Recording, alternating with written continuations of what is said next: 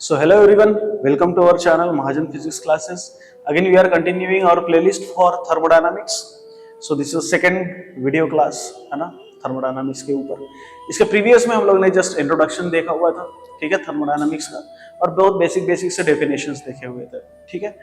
तो अभी हम लोग नेक्स्ट वीडियो में देख रहे हैं sign convention, and the sign convention is for thermodynamics, है ना. साइन कन्वेंशन फॉर थर्मोडायनामिक्स में thermodynamics sign convention for heat, sign convention for work done and sign convention for internal energy, ठीक है. तो तीनों की चीजों में हम लोग साइन कन्वेंशन लेंगे, ठीक है. अब साइन कन्वेंशन लेने से पहले कुछ बेसिक चीजें हम लोग समझ लेते हैं. साइन कन्वेंशन किस चीज में लिया जाएगा, कि जैसे मान के चलिए कि अगर हमारे पास में कोई सिस्टम है ना, ये हमारा कंटेनर हुआ, ये कंटेनर में हम लोग इसमें आइडियल गैस फिल कर देंगे या कोई गैस हम लोग फिल कर देंगे. इस फिल करने के बाद में इसको हम लोग पैक कर देंगे मासलेस फ्रिक्शनलेस मूवेबल पिस्टन से, है ना. So it is massless frictionless movable piston. So अब हम क्या करेंगे, इसको अमाउंट ऑफ हीट सप्लाई करेंगे. So when your amount of heat supplied to the system and it is denoted by dq. अगर मान के चले कि नीचे हम लोग ने बर्नर लगा के रखा हुआ है ना, सो ये बर्नर, ठीक है, ये बर्नर है और हम लोग यहाँ से ये कंटेनर है, कंटेनर को हम लोग हीट सप्लाई कर रहे हैं. जो हीट सप्लाई कर रहे हैं that is dq. This dq is the amount of heat which is supplied to the system and this is nothing but your gas. और गैस जैसे हम लोग हीट सप्लाई करेंगे तो यहाँ जो गैस मॉलिक्यूल्स होंगे वो गैस मॉलिक्यूल्स, सी हियर, सो वो गैस मॉलिक्यूल्स हीट को एब्सॉर्ब करेंगे और एब्सॉर्ब करने के बाद में उसमें टेम्परेचर इंक्रीज हो जाएगा और इंक्रीज होने के कारण उसकी इंटरनल एनर्जी बढ़ेगी. इंटरनल एनर्जी के बढ़ने के कारण ये रैंडम मोशन से भागना चालू करेगा, है ना. So it is moving in a random direction. So when it is moving in a random direction, तो यहाँ पे कंटिन्यूअसली मोशन होने के कारण यहाँ प्रेशर जनरेट हो जाएगा. Pressure inner wall of the container पे जनरेट होगा, inner wall of the piston के ऊपर. So that due to that pressure, so this piston that try to move in upward direction, ठीक है. इसका मतलब सिंपल है कि जैसे ही हम लोग ने dq यहां सप्लाई किया है, so when this amount of heat which is supplied to the system, जैसे हम लोग ने कोई अमाउंट ऑफ हीट सप्लाई किया सिस्टम को, सिस्टम में उसका टेम्परेचर बढ़ा, मतलब इंटरनल एनर्जी बढ़ी. इंटरनल एनर्जी हम लोग du से डिनोट करेंगे. सो इंटरनल एनर्जी इसकी बढ़ी और इंटरनल एनर्जी के बढ़ने के कारण ये जो पिस्टन है, ये पिस्टन ऊपर की डायरेक्शन से अगर मूव हो जाता है तो यहाँ हो गया work done. So that means dw. Clear. So dw is amount of work done by the system. Clear? चलिए, तो dw is amount of work done हुआ, du is increase in the internal energy and dq, ठीक है. तो इसी को अगर मैं तीन को अगर मिला दूं तो हमारा फर्स्ट लॉ ऑफ थर्मोडायनामिक्स बनता है, ठीक है. चलिए, तो अभी हम लोग फर्स्ट लॉ ऑफ थर्मोडायनामिक्स के ऊपर डिस्कस नहीं करेंगे. अब हम लोग बेसिक चीजों के ऊपर डिस्कस करेंगे कि भैया साइन कन्वेंशन में हम लोग को किसको प्लस और किसको माइनस लेना है, किसको प्लस और किसको माइनस लेना होगा, ये हम लोग को बहुत अच्छे से पता होना चाहिए. तो ये तो बेसिक चीजें होगी कि भैया अगर हम लोग कोई सिस्टम के ऊपर अगर हम लोग हीट सप्लाई कर देते हैं तो हीट जैसे हम लोग सप्लाई करेंगे तो यहाँ क्या क्या होगा उसके बारे में हम लोग देखेंगे कि कौन प्लस कौन माइनस, कौन प्लस कौन माइनस. तो सबसे पहले बेसिक चीजें में आपको ये दो चीजें ध्यान में रखनी है. कौन सी, कि जैसे हम लोग ने कोई हीट सप्लाई करते हैं तो हीट सप्लाई करने की वजह से दो काम हुए. पहला काम ये हुआ कि इसकी इंटरनल एनर्जी बढ़ी, क्योंकि ये सारे गैस मॉलिक्यूल ने टेम्परेचर को एब्सॉर्ब कर लिया और जैसे ही टेम्परेचर को एब्सॉर्ब कर लिया तो उसकी इंटरनल एनर्जी बढ़ गई, because that is internal energy of the system is totally depending upon the temperature. Temperature के ऊपर इंटरनल एनर्जी डिपेंड करती है. तो जैसे ही इसकी टेम्परेचर बढ़ा तो उसकी इंटरनल एनर्जी भी बढ़ेगी. तो बढ़ने के कारण इसके मोशन होंगे. मोशन होने के कारण यहाँ ये इसके जो हमारा सिस्टम है, ये सिस्टम के इनर वॉल के ऊपर प्रेशर जनरेट होगा.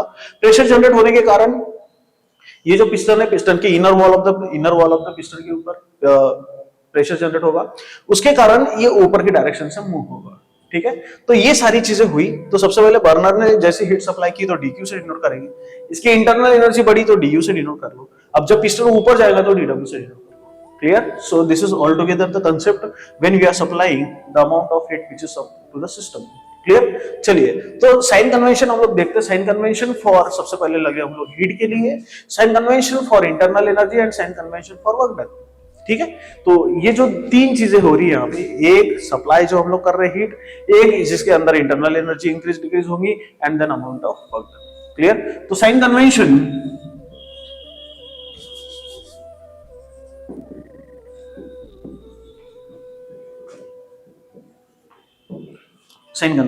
है ना.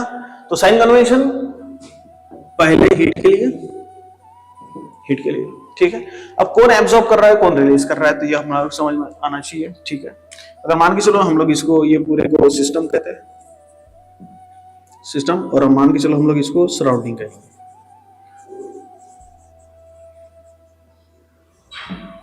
ठीक है। ये हमारा सिस्टम हुआ, ये हमारा सराउंडिंग हुआ, या आजू बाजू का हमारा सराउंडिंग ले लेते हैं। क्लियर, चलिए समझते हैं। अब देखो यहां से हीट जैसे ही एब्जॉर्ब करेगा, heat absorb by the system is positive. जो हीट एब्जॉर्ब करेगा, है ना, हीट एब्जॉर्ब करेगा, इसको कहेंगे हम लोग heat absorb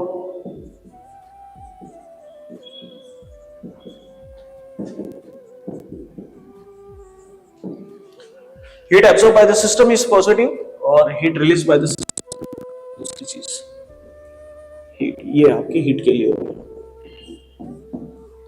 heat absorb by the system is positive, heat release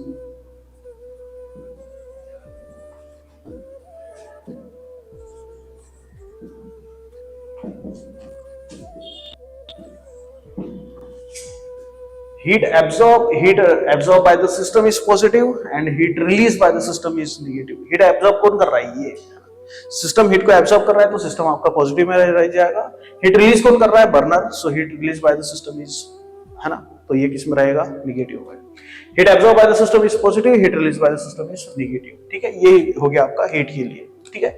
second लेंगे हम लोग वर्क डन, है ना। तो देखिए यहां से पहला work done by the system is positive,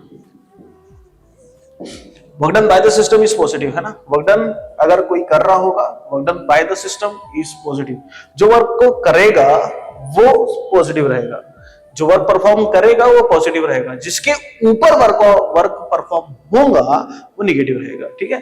तो इसलिए देखा work done by the system is positive and work done on the system, ठीक है, work done on the system is negative.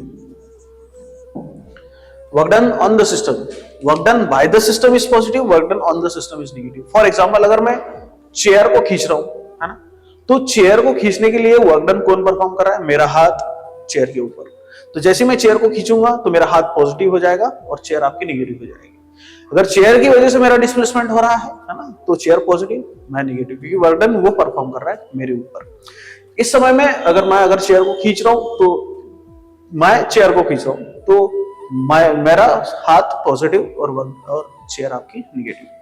So work done by the system is positive, work done on the system is negative, ठीक है। चलिए, और उसके बाद में internal energy,